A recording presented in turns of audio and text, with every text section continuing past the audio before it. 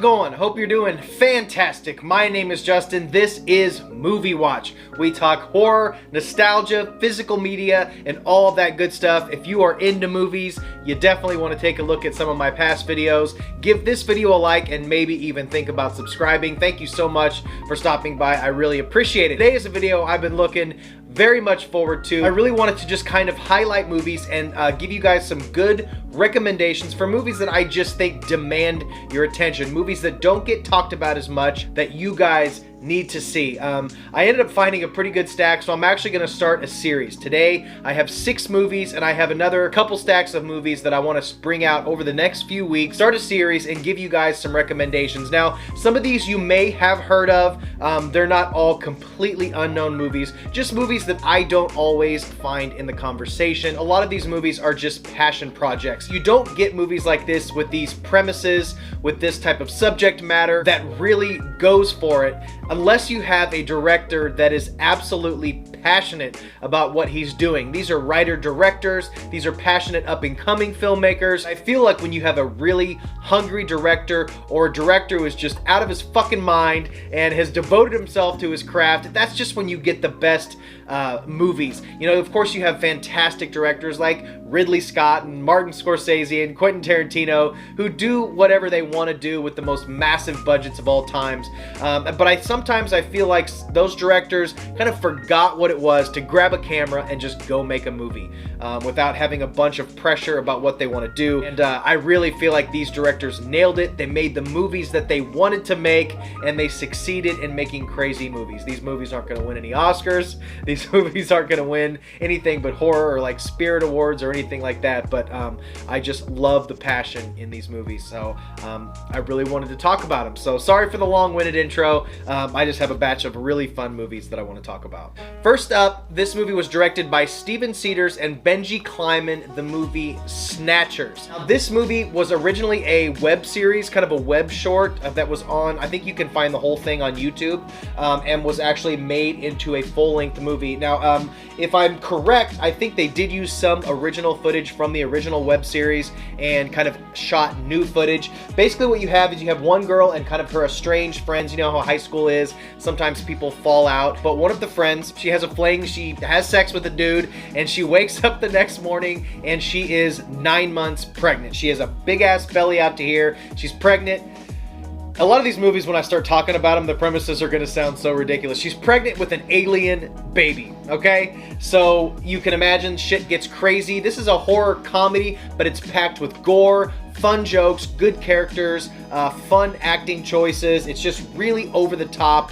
Basically, her and her friend team up to try to figure out how the hell this happened, what she has inside of her, and how to stop the evil forces that come from her giant, overnight, 9-month alien pregnant baby. A lot of these are B movies, okay? These are fun movies you don't take seriously. And Snatchers is a fantastic, great time. I highly recommend Snatchers. Taking a little bit of a shift in tone here from Lars von Trier, the criminally underrated and under-talked about The House That Jack Built with Matt Dillon, Uma Thurman, a bunch of really big stars.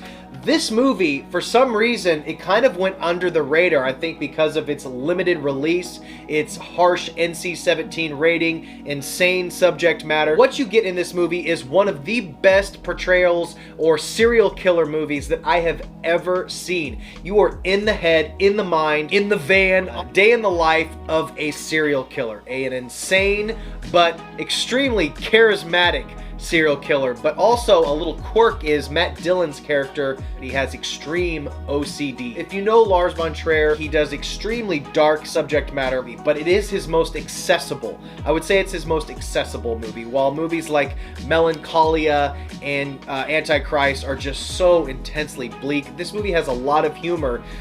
Somehow you can find humor in the sadistic, fucked up things he does. But Matt Dillon, the performance of his career, in my opinion, outside of maybe To Die For, I really liked him in To Die For. He just gives an amazing performance. Of course, you got Lars von Trier smelling his own farts towards the end of the movie. He's a little self-indulgent, but it's Lars von Trier. What are you gonna do? To anybody who's into the serial killer genre, I would definitely points you towards The House That Jack Built. Scream Factory put this movie out. Do yourself a favor and check out The House That Jack Built. It's fantastic. And up next is the absolutely brilliant Bliss. Written and directed by Joe Begos, who also did a movie called Almost Human, and he directed VFW, which is a fantastic movie. I feel like more people might know about VFW, but I don't hear anybody talk about his movie Bliss. This is the release from Eureka.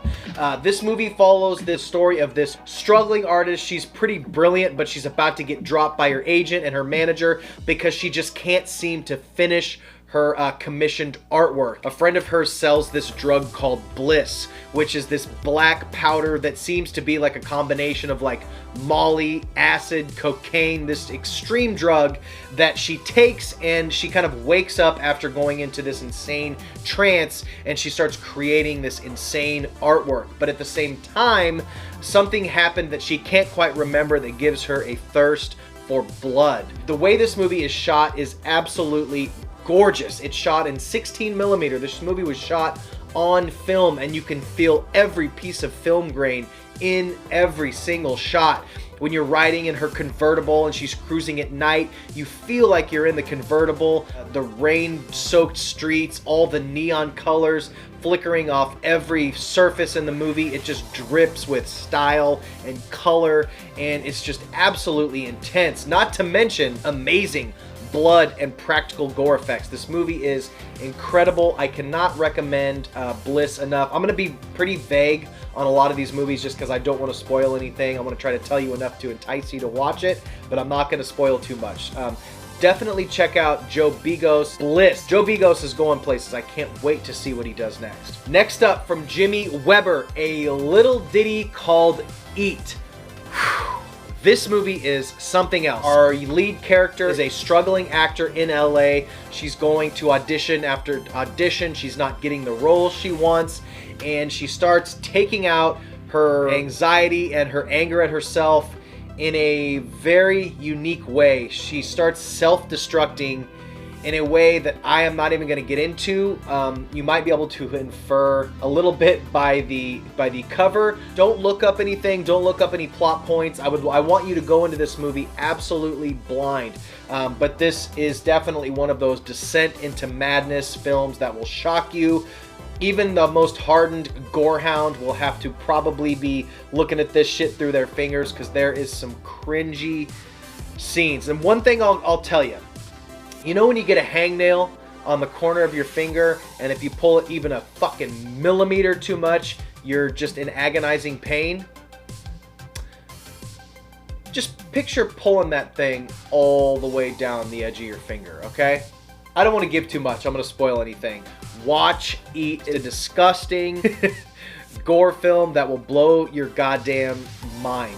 You won't regret it. Next up, another criminally underrated gore film, Tokyo Gore Police. I've talked about this movie in a couple of other videos. This goes in my list of, and I've posted this, I've pimped this video a few more times, goriest films of all time.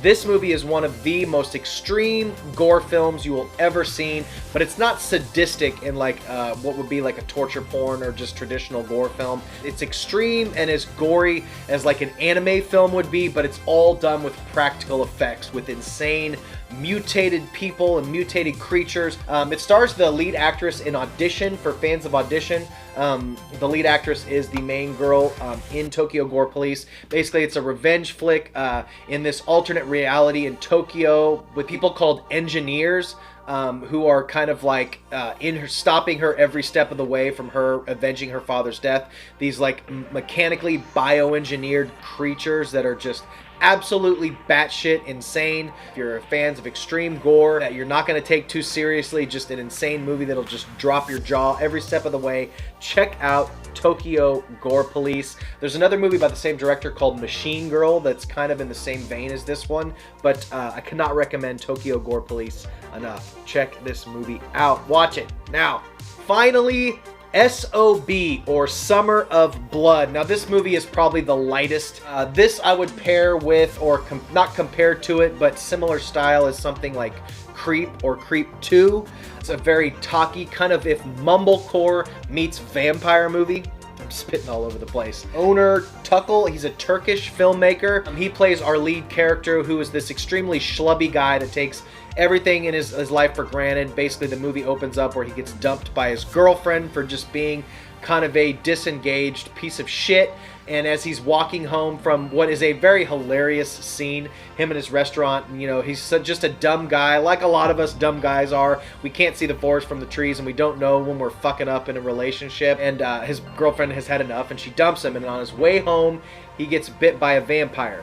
He basically kind of has to live his life as a vampire, but it's done so dryly. The dry humor is really just done so very well. And like I said, there is some genuinely creepy moments, but it's also just extremely hilarious. Like, this guy works an office job, so he goes into work, you know, with blood all over his shirt, and his coworkers are like, what the fuck is wrong with you, man? But super unique movie with the way it's directed and written. A lot of the lines almost feel improvised. It's one of those type of movies, but for fans of, like I said, Creep 2, What We Do in the Shadows, Shaun of the Dead, you will get a kick out of this movie. I don't hear anybody talk about it. Summer of Blood.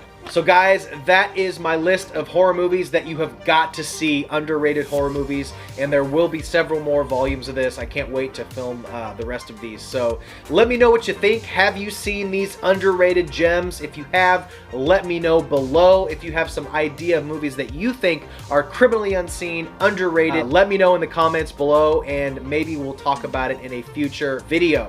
Guys, as always, thank you so much for continuing to like and comment and share these videos. It means the world to me. I really appreciate it. I appreciate every click on these videos.